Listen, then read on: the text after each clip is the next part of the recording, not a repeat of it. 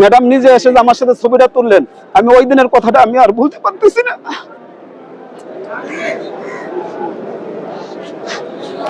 জি, আমরা বাংলাদেশ জাতীয়তাবাদী দল বিএনপির উদ্যোগে যে 7 দিনের শোক কর্মসূচি নেওয়া হয়েছে, এর অংশ হিসেবে গুলশান চেয়ারপারসনের কার্যালয়ে খতম কোরআন চলছে এবং জাতীয়তাবাদী উলামা দলের উদ্যোগে এই মাজারের পাশেই খতম কোরআন চলছে। এটা 7 দিন ব্যাপী চলবে এবং মাজারের ভিতরে জিয়া পরিবারের উদ্যোগে এই যে দেখছেন আপনার ডান পাশে একটা খতম চলছে।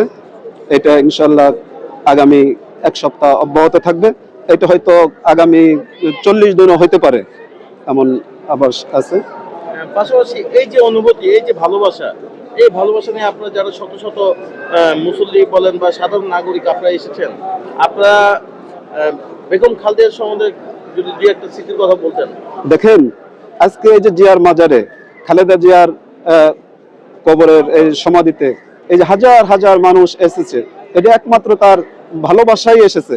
আজকে কিন্তু অনেক মা বোনেরাও এই জায়গায় আসতো, কিন্তু জুমার নামাজের দিন বিবেচনা করে অনেকে আসে নাই, অনেকেই এসেছে।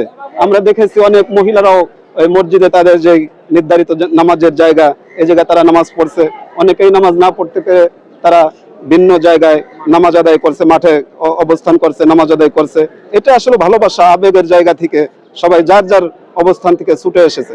সাথে আমি একটু যোগ করি যে বেগম খালেদার যে জানাজাটা হয়েছিল, সেখানে যে পরিমাণ আমরা জানাজার লোক সমাগম দেখেছি, সেটি দেখে আপনার কি মনে হয় একটু জানান। দেখেন, এই জায়গায় আপনার বাংলাদেশে এমনও লোক মারা গেছে যাদের জানাজায় আপনার লোক হয় নাই, কিন্তু জিয়াউর রহমানের জানাজায় এত লোক হয়েছে, কত লোক হয়েছে এটা আসলে আনুমানিক কেউ আসলে বলতে পারবে না। কিন্তু যারা এসেছে সবাই তাদের সউদ্যোগে স্বেচ্ছায় এ জায়গায় এসেছে। যে যে জায়গায় জায়গা পেয়েছে আমরা দেখেছি, কেউ ট্রেনে বসে, কেউ টার্মিনালে বসে, কেউ বাসের ছাদে বসে, কেউ বাসার ছাদে বসে এই ম্যাডাম জিয়ার জানাজায় অংশগ্রহণ করার জন্য এটাকে নিজেদের আপনার আবেগের জায়গা থেকে যার যার অবস্থান থেকে সেই এই জানাজায় শরীক হয়েছে। আমি আমার জীবনের ছোট্ট একটা স্মৃতি বলতে পারি যে বিএনপি চেয়ারপারসন দেশনেত্রী বেগম খালেদা জিয়া প্রতি বছর উনি পহেলা রমজানে আলেম উলামা এবং এতিমদের সম্মানে উনি ইফতার মাহফিল করে থাকেন। পহেলা রমজানে জি, পহেলা রমজানে উনি ইফতার মাহফিল করে থাকেন, যেটা এতিম ও আলেম উলামাদের সম্মানে। উনি যখন হলের মধ্যে ঢোকেন পহেলা রমজানে, উনি এক এক করে এতিম এবং আলেম উলামাদের সাথে উনি সাক্ষাৎ করে, তখন শুভেচ্ছা বিনিময় করে। তখন দেখি সকলে ওনার পিছ পিছ দৌড়ে। কিন্তু একদিনের কথা আমি বলতে পারি, একটা রমজানের কথা, প্রথম রমজানে সবাই এরকম তার পিছ পিছ দৌড়েছিল, কিন্তু আমি টেবিলে বসেছিলাম।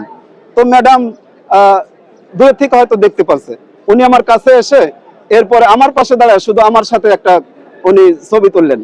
তো উনি বুঝতে পারছে যে সবাই ছবি তোলার জন্য ওনার পিছনে পিছনে ঘুরতেছে, কিন্তু আমি না বসে আমি মনে করছিলাম আমি শৃঙ্খলাটা ধরে রাখি। কিন্তু ম্যাডাম নিজে এসে আমার সাথে ছবিটা তুললেন, আমি ওই দিনের কথাটা আমি আর ভুলতে পারতেছি না।